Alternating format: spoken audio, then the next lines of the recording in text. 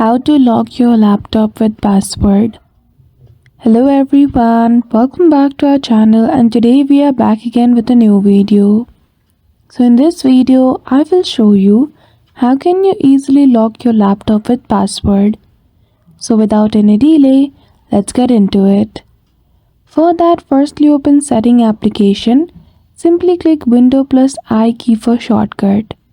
Then from left hand side menu, go to Accounts and scroll below.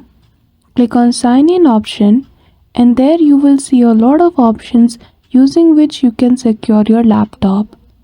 So I will simply choose the option of PIN as that is already applied in my laptop.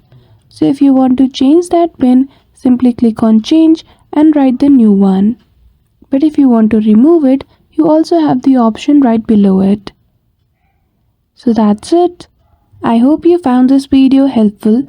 If you did, don't forget to give it a thumbs up and subscribe to our channel for such tutorial. Thank you for watching till the end.